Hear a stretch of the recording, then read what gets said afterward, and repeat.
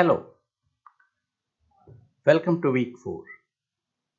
In this week, we will go more into depth of activity so that you can understand how does an activity life cycle works and how does your application moves from one stage of activity life cycle to another stage of activity life cycle.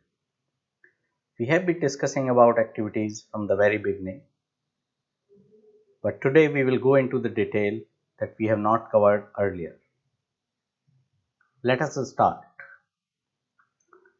Once again, activity is the basic entity with a user interface with which your application starts. So when a user navigates through, out of and back to your app, the activity instances in your app transition from different states in their life cycle. For instance, when your activity starts for the first time, it comes to the foreground of the system and receives user focus. During this process, the Android system calls a series of life cycle methods on the activity in which you set up the user interface. If the user performs an action that starts another activity or switches to another app, the system calls another set of life cycle methods. Throughout the execution of your app, your activity will be moving from one stage of its life cycle to another stage of the life cycle. And during all this movement, different callback methods will be called by the Android systems. Today we will learn about these callback methods as we learn about what happens when your activity moves from one stage of a life cycle to different stage of a life cycle. Let us start. As you already know, Android system starts code in an activity instance and that there is no main method. When starting an app, the Android system invokes specific callback methods that correspond to specific stages of its life cycle. And a series of callback methods start up an activity. So while a sequence of callback methods start up an activity, another sequence of callback methods destroy or tear down an activity. Let us look at the next diagram carefully. This is the diagram of activity lifecycle. As you see that once you start an app, a callback method called onCreate is called. This is the method that you saw in your program as the very first method when you created an app from the scratch. After the onCreate method, your app is in a state which we call as created.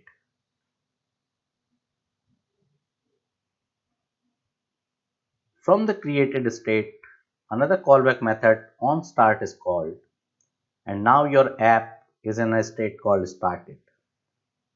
At this time, your app is visible to the user. From started, another method called onResume is called, and now your activity is in the resumed mode. Resumed is similar to running of a process, and that's why sometimes it may also be called that. Resumed is a state in which your activity lives most of the time. From resumed, if it is obstructed, it can go to the paused state. In the paused state, your activity is partially visible.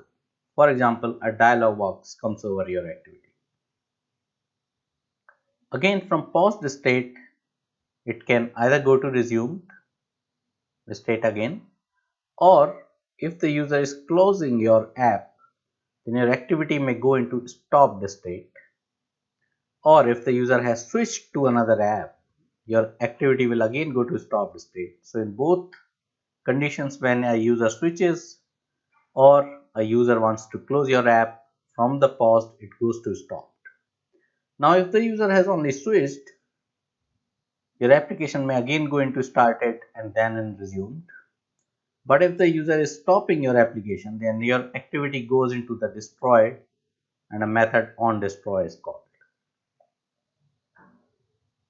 You need to implement these activity lifecycle methods carefully so that your app behaves correctly.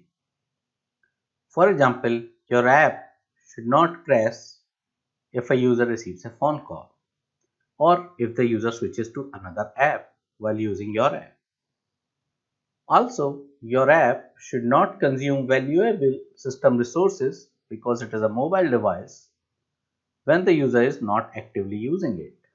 For example, if your app is, let us say, a video playing app and the user for the time being moves to another app, you should stop your video player. Your app should not lose users' progress if the user leave your app and return to it. Also, your app should not crash or lose the user's progress when the user simply rotates the screen into landscape and portrait orientation. Please note that these are not special features. These are basic requirements for an Android application. And in order to satisfy them, you must know what lifecycle methods are being called and how to implement them so that your app behaves correctly. Out of all the states that you saw, an activity exists only in the three states for a longer time. The other states are very much transient in nature, that is, activity passes through them very quickly. So the three states in which an activity stays for a longer time are resumed. This is the state which is equivalent to running state of a process. And this is the state in which your activity is in foreground and the user is interacting or can interact with it. The second longer term state is paused. In this state, the activity is partially obscured by another activity. Please notice I am using the word partially. For example, a dialog box comes out. Now, the activity is not in the foreground but is also not totally hidden. This may happen when another activity interacts, dialog box comes in, or any other such thing, so that your activity is only partially obscured. The paused activity does not receive user input and cannot execute any code. The third and the last state in which your activity can live longer or stay longer is the stopped state. In this state, the activity is completely hidden and not visible to the user. For example, you have pressed the home button. Now, this state is considered such as your activity is in background. However, while your activity is stopped, the activity instance and all its state information such as member variable is retained by the Android system, but it cannot execute any code. Next, let us see a part of a manifest file. This manifest file is of a very simple application which only has one activity, similar to the application that we have developed. Earlier we came to know that Android programs do not have a main function and instead they can start from any of the app component, that is activity, services, broadcast, receivers. Now, because they do not have a single entry path, how does an Android system know where to start them in the very beginning? This role is played by the manifest file. If you can go through the manifest file which you have created for your application, you will see that it will have an entry similar to this: activity, intent filter. Inside that there would be an action item and a category item, and in the action item it would be mentioning main. So for the activity for which the main is mentioned is the main activity, and from this activity your program will start. But this is not sufficient. The category must also be the launcher category.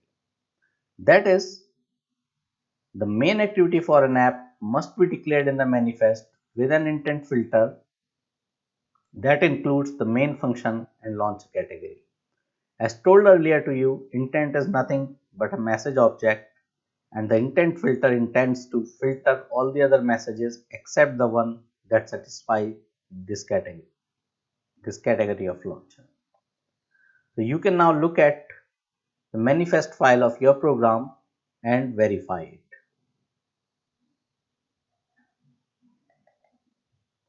Here we are. I am using an earlier version of our application when we only had two buttons. Let us look at our manifest file. And as you see, we have an entry of main and launcher, which is similar to what we were seeing.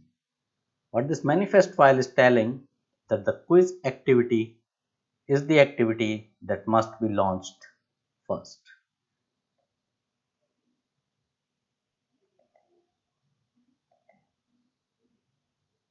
Now, let us start from the very beginning. When the user first interacts with your app, that is by double clicking the icon on an Android phone, the system creates the new instance of activity by calling its own create method if your application starts with a single activity. Or in case a new activity or in case activity needs to be called by, let's say, any other app, the system will create the new instance of that activity by calling its own create method. So the onCreate method is the first method that gets called. The onCreate method must perform the basic application startup logic that should happen only once for the entire life of the activity. For example, defining user interface or instantiating class scope variables. Once the onCreate finishes execution, onStart and onResume methods are called in quick succession. An activity never resides in the created or started states as told you earlier.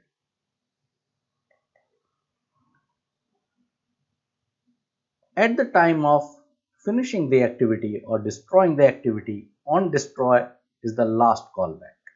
So onCreate is the first callback and OnDestroy is the last callback. The system calls this method on an activity as the final signal that activity instance is being completely removed from the system. Now, you may be tempted to release your resources in the OnDestroy, but that is usually not a good idea. You should do this cleanup before OnDestroy is called. And as we saw in the diagram that before OnDestroy, OnPause and OnStops are called. Let us just go back to the slide quickly and check this. Yes. So before OnDestroy, OnPause and OnStops are called.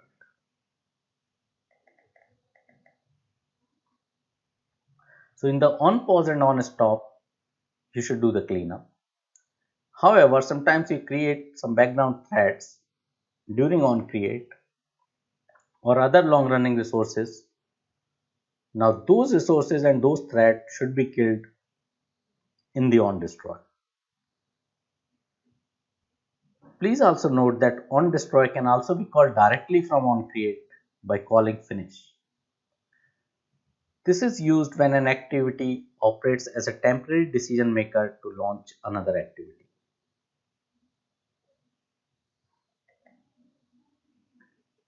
Now, we have seen the first callback method and the last callback method. Now let's come to some of the middle callback methods. An activity is paused when it is partially obstructed by another activity, but remains visible.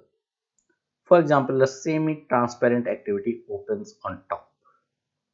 Now in this case, if an activity is visible, then it is paused, but if it is fully obstructed and not visible, then it stops. So on pause is called when an activity enters the paused state, as we saw in the diagram.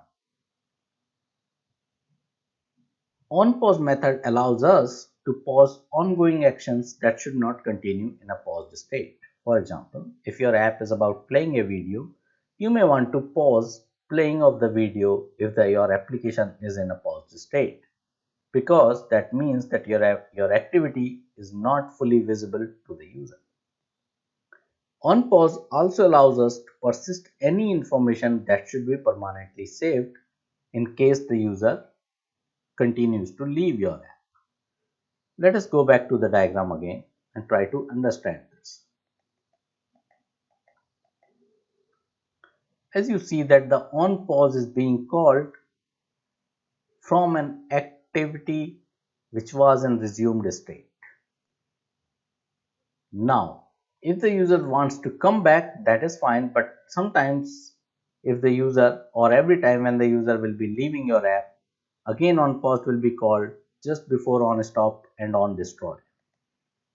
In such cases, on pause is just on the route of when the user is going to leave your app. And that is why whenever your app is in paused state, you should persist any information that you need later, because the user may be on the path to leave your app. On pause is also the first indication that a user is trying to leave your activity. Now, a user can always come back from the pause to the resumed state, and if the user returns to your activity from the paused state, the system resumes it and calls the onResume method.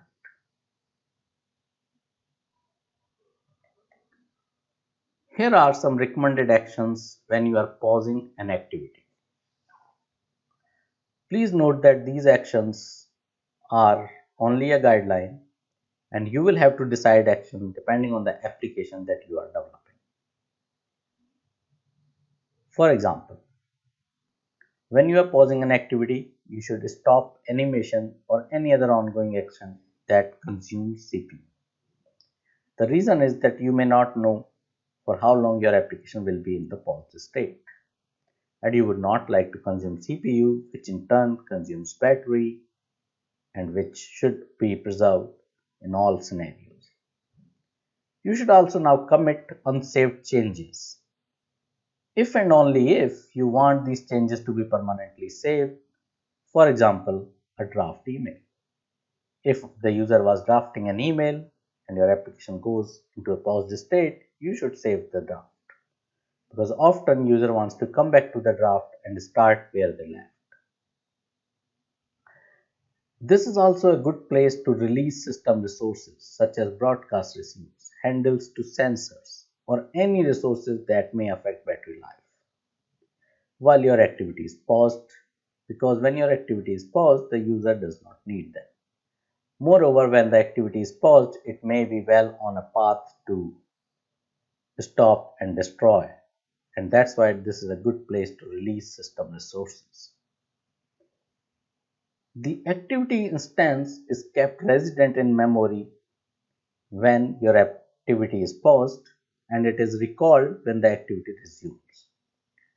What this means is that in the paused state and coming back to the resumed state, you do not need to reinitialize components that were created during any of the callback methods leading up to the resumed state.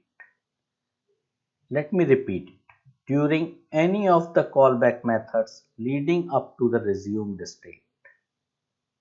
What I'm saying is that if you have any such component, you do not need to reinitialize it. Android system will take care of it. However, if there are other things which happened in the resumed state, you need to take care of that. Also, during on pause, you should avoid performing CPU intensive tasks. For example, writing to a database.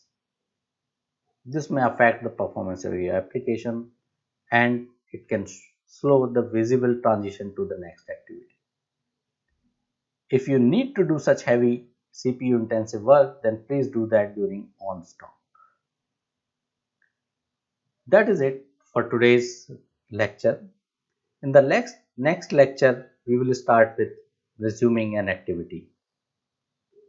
These series of lectures together will tell you about the complete life cycle of activity. So you should watch them either together or in quick succession so that you understand the entire concept. Thank you.